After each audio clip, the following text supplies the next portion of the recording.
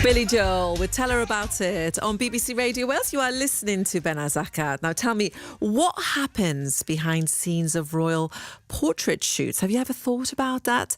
How does it feel to photograph supermodels and actors? Is it as glamorous as we think?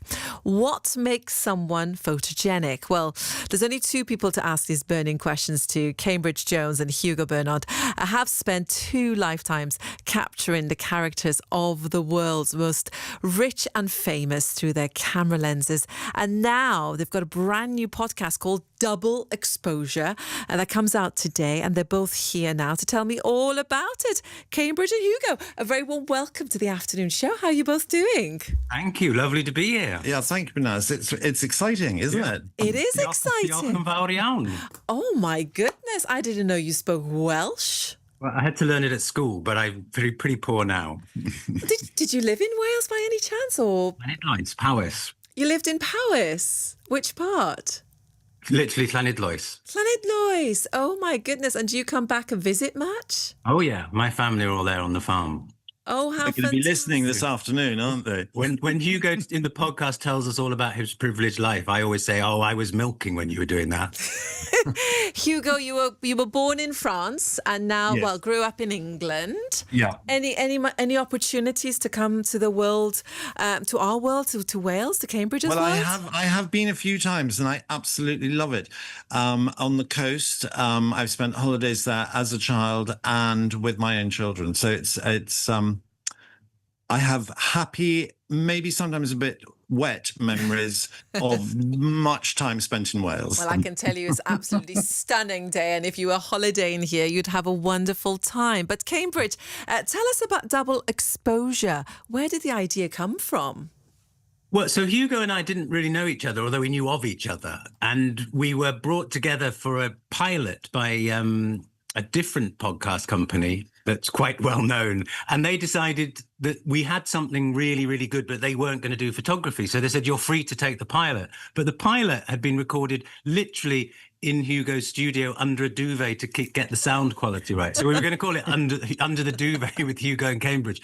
But in the end, we took it, and Raconteur beautifully picked it up and said, "Yeah, we think this can work." And so we've basically got to know each other we'd met each other once in passing and been too shy to talk. That's quite weird to hear, because when I was watching your body language as we were waiting to come to you, I was thinking you looked like you'd known each other for years. You seem to complement each other, but maybe that's from doing the series together. So what do you guys talk about then, Hugo? I'm assuming you've already recorded the series. Yeah. I don't know. I suppose the producer's going to be listening, but we're given a list of what we're meant to talk about, and just like any other normal dinner party conversation, me and Cambridge just take it in another direction. But I think that's one of the joys of it. It is like listening to or eavesdropping on an after party. And we're just talking about these people, and that's what we do. We just chat about it, and sometimes we're technical, sometimes we're just anecdotal. But I have a great thing about the anecdote. I think the anecdote teaches lessons very well. So when we tell these stories, we are actually informing people on what may or may not work when they're using their own cameras at home. Okay, that's good. But you'll also have little stories to share with us of kind of famous pictures that you've taken as well. Yeah, Hugo has a lovely phrase for it. What's it? Loose-lipped, but not something. Yeah, loose-lipped, but not unkind. That's right. That's good. That's what we want. We don't want unkind. No. Whereas I wanted to call it industrial name-dropping. Love that. So what's it like for you then, Cambridge, to you used to being behind the camera. I know you're directing your subjects that you're taking pictures from, but what's it like for you to now be, in front of the camera and sharing with us parts of you? Well, we were literally talking about that before we came on air with you. And we've spent a lifetime creating our art or our work or whatever it is. And we get positive feedback, obviously, and we're very lucky and we're not complaining. But this is the first day of the podcast, and the feedback we've had already is sort of overwhelming. So it's interesting just talking about it, having done it for so long. It's like a release for us. We're suddenly allowed to bring people in behind the curtains and see what it's like to do these shoots and to learn a little bit about photography. I mean, the thing is, neither of us claim to be particularly technical, But we obviously are, because we've done the game for so long and we've learned through mistakes. So what it is we know a lot more than we realise we know. Of course you do. Yeah. The But royals we have a trust rule, though, you. don't we? We're not allowed to say the word f-stop. That's not okay. That's too technical. Okay, got it. I don't know what you were talking about, but I'm sure there'll be a couple of listeners going, I'd go and Google it or But something. I guess in a way that's a shorthand way of saying it's not really aimed at photographers. It's aimed at people who want to know about the world of photography and who inspired us and how we got into this and what it's like doing it, rather than anything particularly technical. But as Hugo says, there will be lots of tips and technical stuff that falls out, but we're not setting out to do that. No. We ask people to send in questions. My favorite question so far has been, if your camera could talk, what is the most embarrassing thing it would tell us? Oh, and what would it say? What would it Well, tell the thing us? is, I prefer a question like that rather than a technical question, because it's much more fun, Okay. and reveals a little bit more. Absolutely. Like the way I dodged the answer. Yeah, he's not answering me. And there's an episode called How to Photograph Royalty. So what's it like for you to be trusted with a royal portrait? I mean, that's one big responsibility. Well, the thing is, I was incredibly lucky and I came into it sort of very gently. I was first asked if I would photograph Camilla Parker Bowles when she was Camilla Parker Bowles. And she liked what I did. And then she asked me to photograph her wedding to Prince of Wales then. And then he liked what I did, and he asked me to do some portraits of him. So it's been a 25-year friendship that has built up either side of the camera. So I don't get daunted by the responsibility. And in fact, I don't think about it as a responsibility. I'm always photographing them as people I really like, so as a friend. So I do the best I can for my friends, and I sort of let history take care of itself afterwards. There is so much more to talk about. Cambridge and Hugo, stay right where you are. We'll catch up further after I play you the new track from the Stereophonics. This is called Make It On Your Own on BBC Radio Wales. Share, photography as you have that in common, right? Yeah, I don't know him.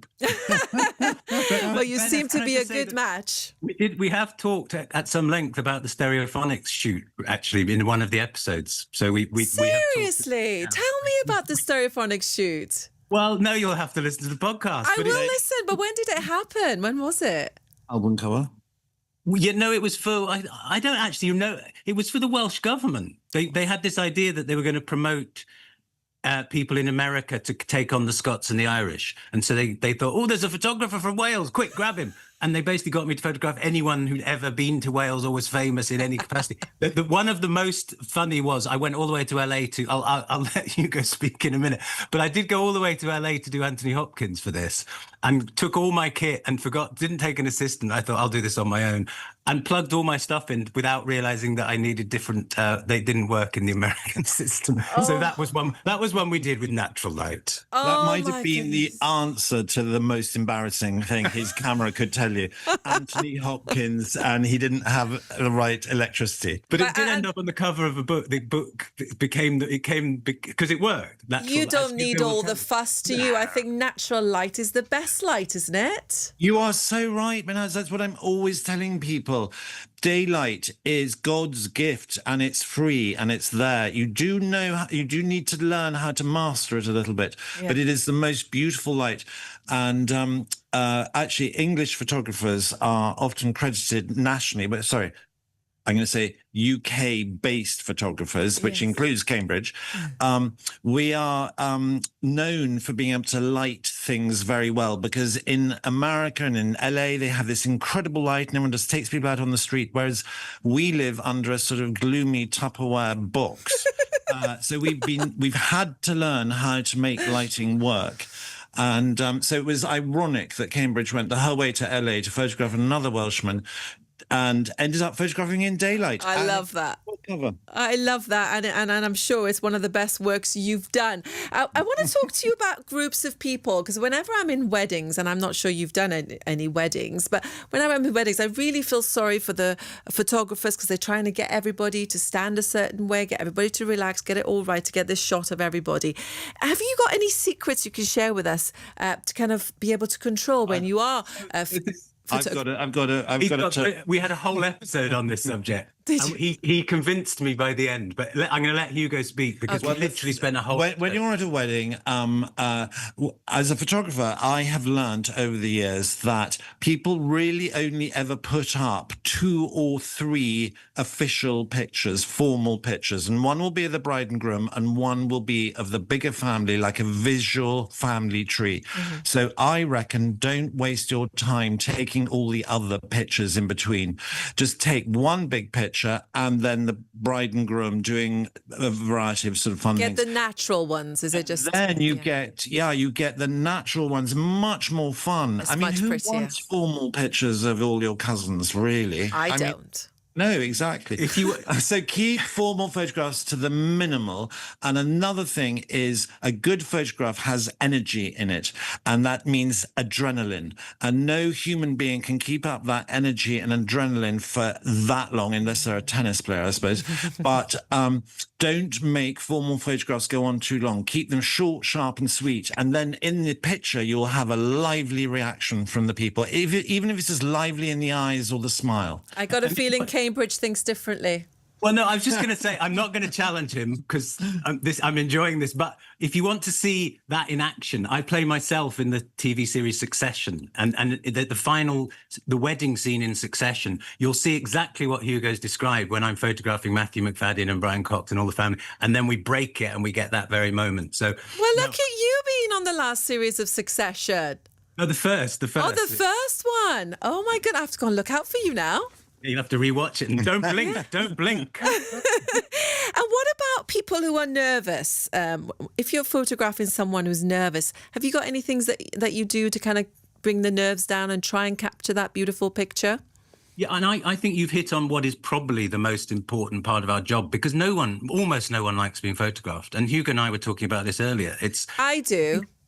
Do you? Oh, yeah, I do. Okay, I love let's it. book that in. Can we book that one in? Yeah, let's do it.